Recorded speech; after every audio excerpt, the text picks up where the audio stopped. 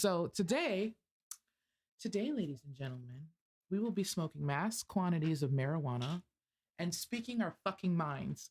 That's another question I think I should have. How censored should we be? I mean, should we cuss? I think we should cuss. It's a 420 podcast, and I think we should maybe be. Okay, I can't be making up words on this thing. But yeah, so we should definitely have it raw and uncensored. Yeah, I was about to say, I don't think we should. But we should get the beeper, beep, beep, for the cussing to put on other platforms because we don't want to get flagged. Yeah, you hear that, kid? We do quack noises instead of a bleep when we do cussing. What the fuck? What if we do it ourselves every time? I was like, there'd have to be some kind of punishment if you miss. You just like do like this whole story where you're just like talking all low, and I told him like, you gotta be flagging kidding me. In my titties today, we have one 8-bit video game lighter. It's very warm. Here you go, sister. Oh, she got one. She got a titty lighter. I got it for her. Huh. What else do I have in this titty? I have a roach clip. Let's talk a little bit about social anxiety then. There have been plenty of times where, not anymore, not nowadays, because I've faced all my fears traveling alone, but there have been many times in my life where we were invited to a function or there was some sort of social gathering going on, and I would drive there against my best thoughts. Like, I do not want to leave the house. I do not want to socialize, but I'll drive all the way to this event, get dressed up, smoke a lot of weed, have money in my pocket, and then I'll not be able to find a parking spot, and it'll be like cold or raining. So I'm out. Let's just smoke and drive. Too many times that's happened. When was this that bad? Anytime I've ever been invited anywhere in Cleveland, 10 plus years ago when I still had anxiety. Oh, okay. Because I would get anxiety about finding somewhere to park or my car getting towed or something like that. I don't know. It's just something about a pocket full of money that really makes you not fucking care about anything. What are they going to do? Tow my shit? I'll get it out. Who fucking cares? What are they going to do? Give me a ticket? I'll pay it. Who fucking cares? Driving 100 on the highway. What are they going to do? Give me a speeding ticket? I'll give them $100 and keep on fucking speeding. I want to go fast today. Rich money vibe. Yeah, but I'm still broke, so that's the problem. I just got to get richer so I can maintain this lifestyle. One of the things that happens to you when you become a tattoo artist or you become close with a tattoo artist is you start to see things differently. Like everything would be a sick tattoo. Like, oh my God, look at that statue holding a baby. That would be a sick tattoo.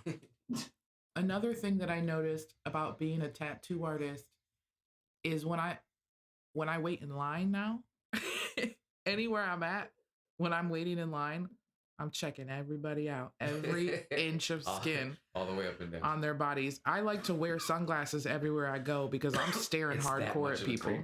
I stare at everyone. Airports, oh my gosh.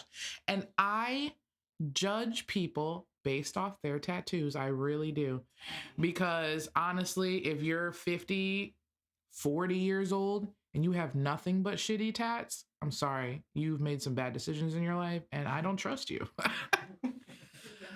Like, everyone makes bad decisions in their life, you know what I mean? But if you ain't got one good tattoo yet, pretty much, you need to get your life together, bro, because you can't just be walking around with shitty ink for your entire life. No. I really do judge people that way. That's a sound way to judge people that way. I mean, people will message you and say, I want this tattoo, and they'll send you an exact picture. And you'll say, okay, I could do something like that. Where you want to put it at on your body? And they'll say, I want it on my arm. And I'm like, okay, well, what part of your arm? My lower arm. And I'm like, all right, well, about how big do you think that you want this tattoo? Almost every single time, before or after they tell me that their arms aren't that big, they say I would like it medium sized. Medium sized. Or when they say palm size. Like, whose palm, bro? Shaquille O'Neal? You ain't never seen my hand. A baby's palm? I love when people hit me up with what with their own price. Oh, that's nice negotiation right there. I'm trying to get this tattoo. I got $200. And they come in here expecting a half sleeve and they have a hand sticker and they're like, what is this? And I'm like, it's your budget. I can either make what you want really small, or I can just take a corner of the tattoo. We can just do one corner at a time, however you fit your budget. It kills me that people literally try to bargain with tattoos, because like it's forever, bro. Like people spend thousands of dollars on vehicles that will shit on you a year or two from now. People spend hundreds of dollars on shoes that wear and tear over time. But to spend hundreds of dollars, even thousands of dollars on something that you literally get to look at every day for the rest of your life, right. Why is that something you're trying to bargain? But yet here we are. And I'll tell you why. Here's my theory why. Because there's so many people out here doing shitty, ugly tattoos for nothing. For $50, $60. People think, oh, I don't care if it looks like shit. There's marks on my body. I'm cool. I'll pay $50 for it. Right. But then when those people grow up and evolve and start to think clearer, they're like, oh shit. Then they're coming and paying thousands of dollars to get this shitty ink covered up with beautiful artwork, which I commend those people. I really do, because it takes a lot to grow. But let's make the right decisions the first time, people. Hey, my first tattoo was one of those. My first tattoo, yeah, it was one of those. I mean, and I'll stick with it. Like it's here. It's here for life. But despite my best efforts. Well, my first 500 tattoos that I did were in a house. And there's something interesting, because I'm the first one to be like, about like home tattooers. And a lot of that is because I know. When you know, you grow. I think there's something else that I wanted to talk about anyway, was the right way to become a tattoo artist, because I think I get so upset with some people when they ask me absurd questions, but then I have to remember that maybe they just don't know it's absurd. Because now that I'm traveling and I'm going to different states, the stigma and the regulations are different everywhere you go. So in some states, like it's the norm to learn how to tattoo at home. Like it's the norm to get a tattoo at a house. Like a lot of people become licensed artists and then go tattoo at home because taxes and shit like that is just crazy in those states. And the states don't have any laws against it. Ohio is one of those states. We really don't have too many laws completely against it. Against what specifically? Against tattooing at home. I mean, we have laws about business, but I can't call the police and say, hey, this dude's doing tattoos in his house, and they can't go arrest him. The most they can do is like he can get a civil lawsuit from somebody who gets a tattoo there. And then if he gets a civil lawsuit, then he can get criminal charges after that. There was actually one guy who tried to work in my shop some years ago. I had a bad feeling about him. One of the biggest bad feelings was the fact that he was just released from prison the day that he messaged me. The second bad feeling was I was in the hospital giving birth to my son, and he was messaging me about coming to work for me. And I'm like, yo, bro, chill. I literally just gave birth a couple hours ago. Like, don't message me again. He messaged me again. Long story short, I blocked him. Got that energy out of my life real quick.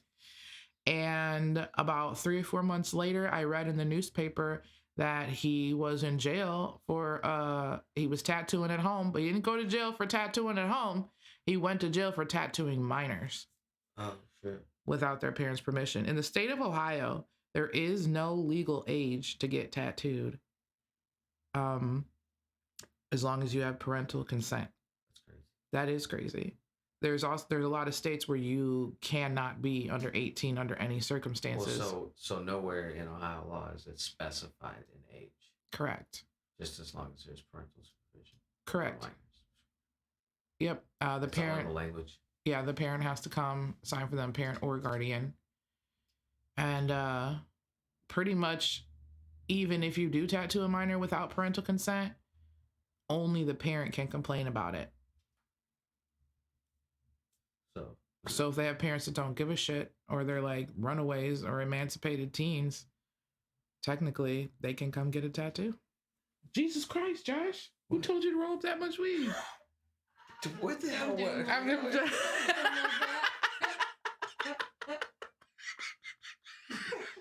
You said, who told you to stop rolling the first time? So. We're smoking marijuana. So if you have a problem with that, why are you my friend on Facebook? But anyway, yeah. So, okay, Brandon, coming in strong with the questions quick. What got you into tattooing? She made me do it. Literally. Maddie lived with me at the time. Stuff was going on complicated work-wise for me. So she's like, yo, you should do it. And I'm like, nah. And she's like, yeah.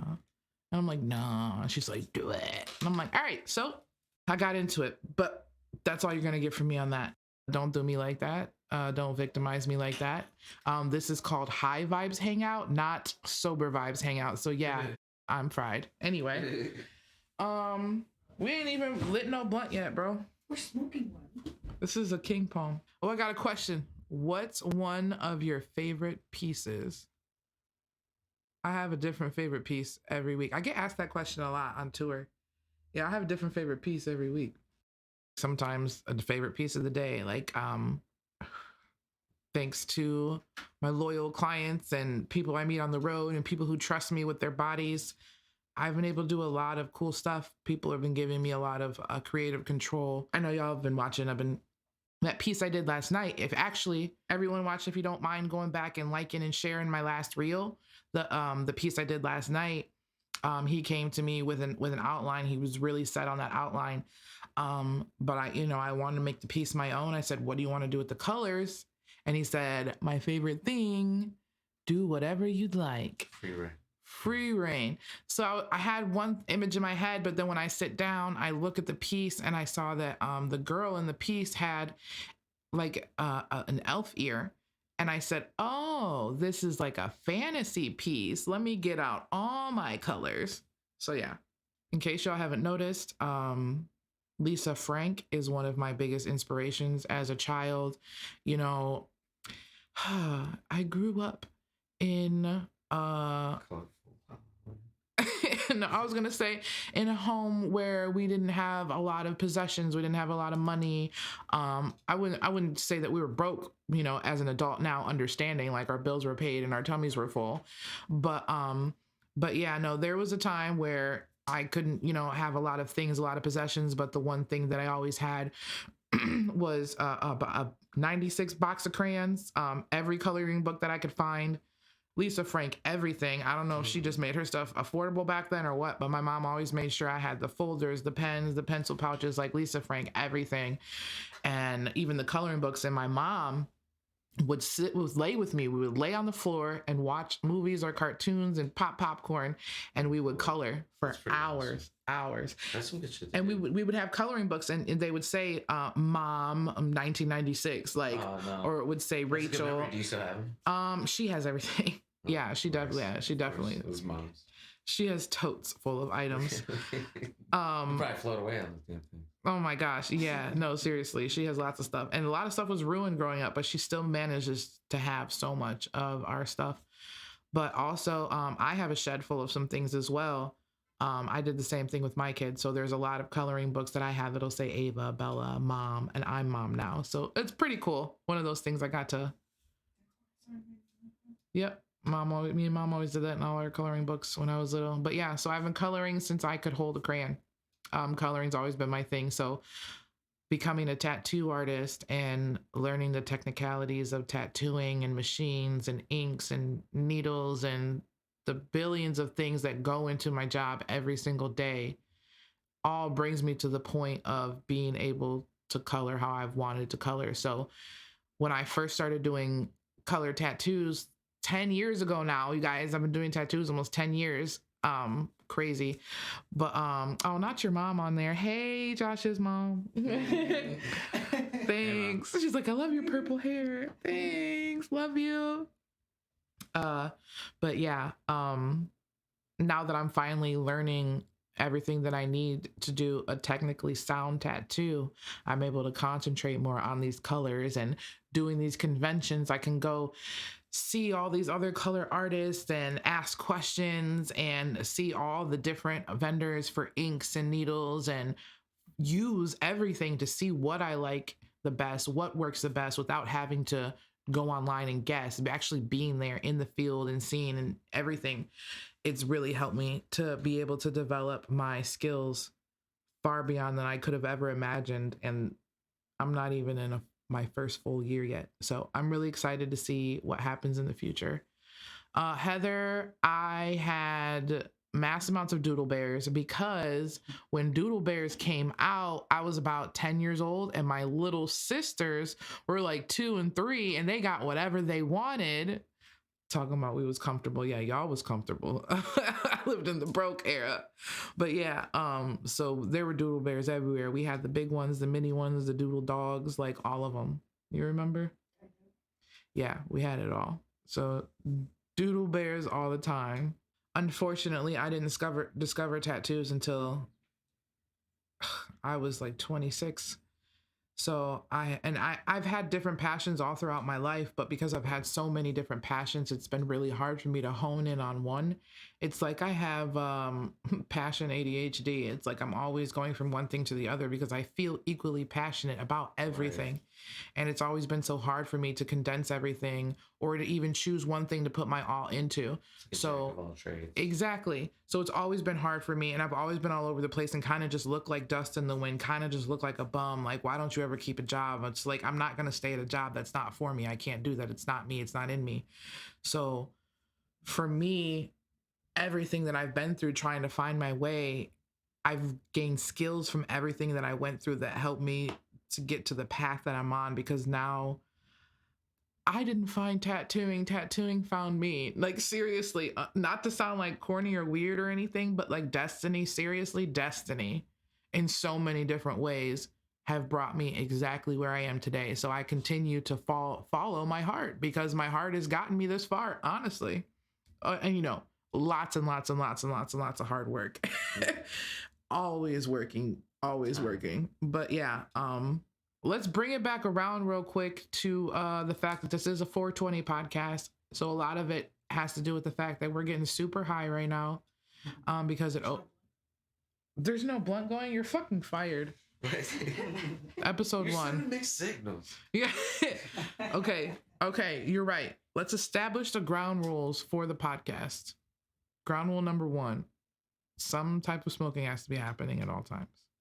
All right. So the last place you went to? The last place I went was Charlotte, North Carolina. Yeah. I did some cool shit there. No, seriously, I did. The Pokemon were super cool. Because I got to do them like the graffiti style or whatever. That's cool. But I only did 4 of them, and I still got like 7 left. I would love to do the graffiti Pokemon. They're super cool. Those are small tattoos that I would love to do. Or anything in that type of style. Like, I like to do the graffiti style. I love like random shit. Cottonmouth is creeping in bad, yo. You have to be very careful to not look like you're sucking dick when you're on camera, because someone will screenshot you. Someone will screenshot you and Photoshop a dick in your mouth. At least that's what they do on my team. They will sneak behind a curtain like this. Like, you'll catch one of the dudes like this. Because like all these conventions have convention food. First of all, just so y'all know, one of my tips for going to conventions is pack a fucking lunch, because all the convention food is pretty much the same, right? So all the conventions always have what we like to call glizzies, right? Hot dogs. Oh man, never catch a man eating a hot dog, right? So these dudes, they like wait to catch you slipping. They'll be behind a curtain like this. And nobody will have the hot dog like.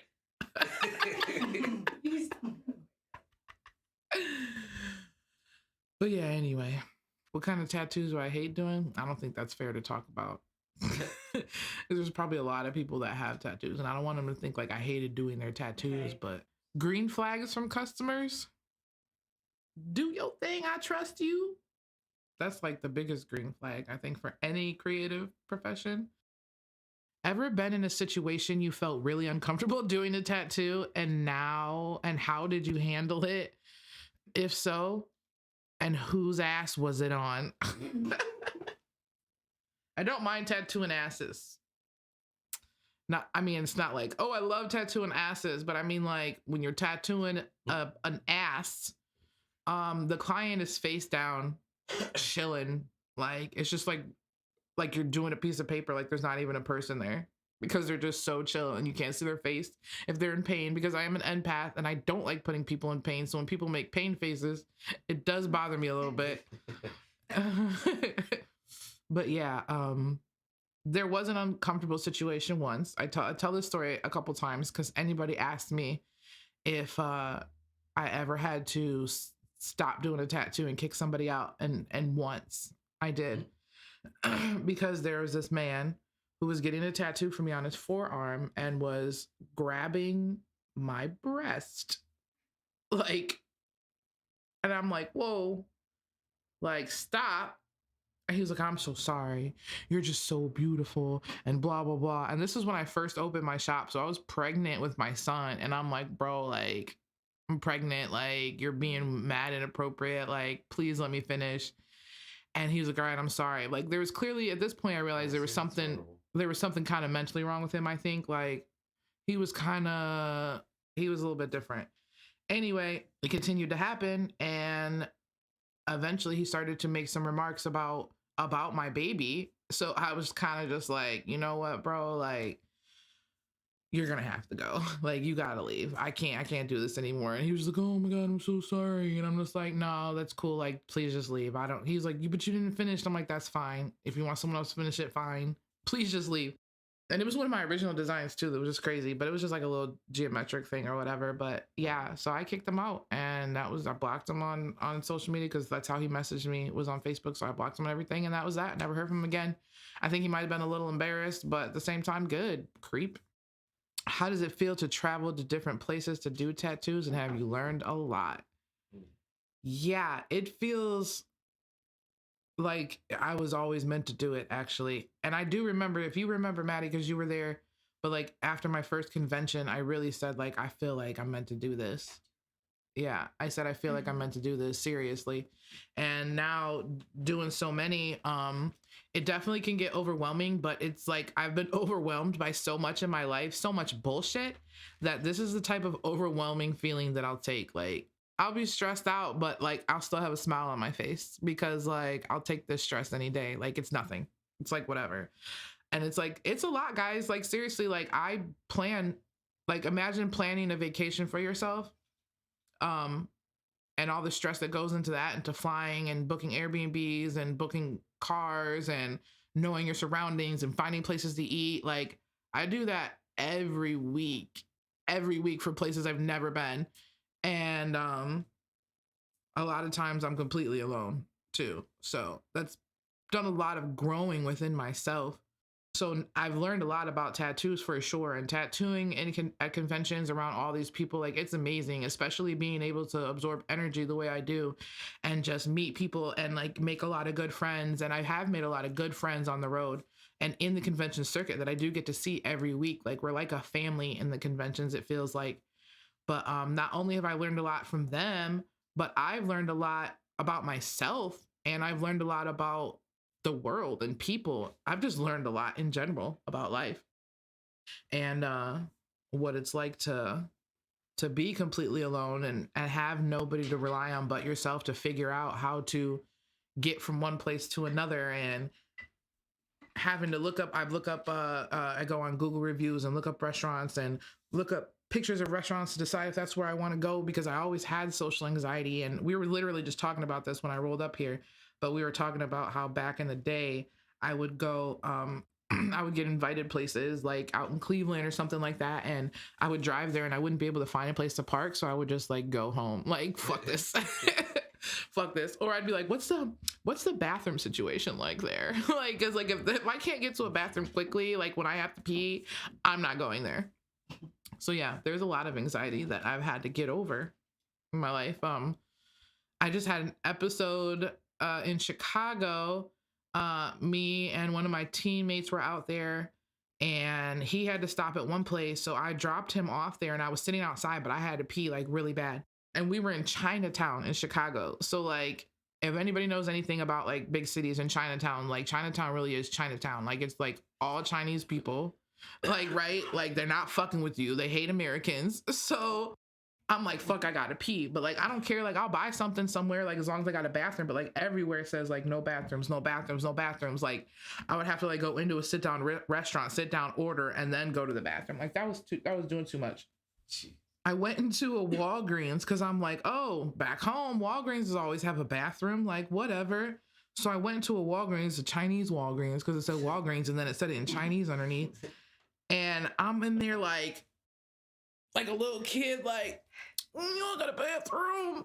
And like this fucking pharmacist bitch come out, she gonna be like, no bathroom, try Starbucks. And I'm like, I'm about to pee my pants, lady, like, please. And she was like, go away. And then she just like went and like slammed herself into like some room, like a panic room or something. Like they really hate Americans there. So I had to get back in the car. So then I remembered the day before we went to this Chinese restaurant, but we went to this place called Chinatown Square. But I remember we went to a restaurant there that was open, and that I used their bathroom, and you could order to go. So I like ran there and like ordered like a whole meal to go and like to use the bathroom. But that take my money. No, seriously. But that whole situation, just like that was like one of my biggest fears. Like I'm somewhere in a place I don't know and I have to use the bathroom and there's nowhere I can go. Like I was like, because at this point we had already checked out of the Airbnb, so there's like literally like there's no house or nothing. Like I don't know anybody there. I have to find somewhere that I can use the fucking bathroom. Like, but that's just how deep the anxiety goes. So that's just how much strength I have built for myself going on these trips, because I forced myself into situations that literally used to terrify me. I only fly Southwest.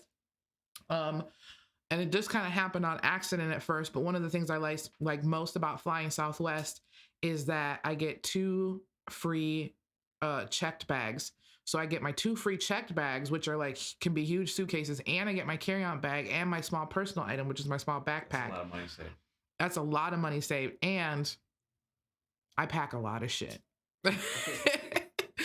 The dudes on my team are always like cussing me out, like, dude, like, you fucking always, why do you pack so much shit? Like they all have like one book bag. They all have like 3 t-shirts, 3 pairs of pants, and then undergarments, and then they have like a soap and a toothbrush. Like, but then they want to come in like, oh, Ray Beth, you got toothpaste? Ray Beth, you got this? Like, yeah, motherfuckers, because I bring everything. But seriously, it's for my shoes. But yeah, yeah, bathroom anxiety. It is fucking real. Have you met anyone famous while on tour? I mean, technically, like anybody who's been on Ink Master. Like I met a lot of the Ink Master dudes, know a lot of them, talk to a lot of them. Besides my boss, who was on season 1. But I think the coolest thing was in Atlanta, I met Funny Marco, who, if you guys don't know who Funny Marco is, please, for the love of God, go YouTube Funny Marco or Cornbread TV, where he does interviews with celebrities, because he is fucking hilarious. Yeah, because he's like a professional troll, if you guys know what that is. And he actually did a video. It's on YouTube. If you go to Funny Marco's YouTube and look up Heads Up, and it was in Atlanta like 3 or 4 weeks ago. He interviews one of the guys on my team, and you see my purple hair in the background the whole time because I was tattooing. I wasn't sure what I was doing. I'm kind of like low key, not even about to lie to y'all right now. Oh, no. Thinking about them snacks. I don't know. Oh. All right, guys, we're going to go ahead and stop it there. Thank you so much for taking the time to listen to what I had to say today. And please tune in next time, because trust me, I have a lot more to say. So if you haven't already, please like, subscribe, and follow any page that has to do with this podcast, High Vibes Hangout. This is Ray Beth from Inkspired Studios.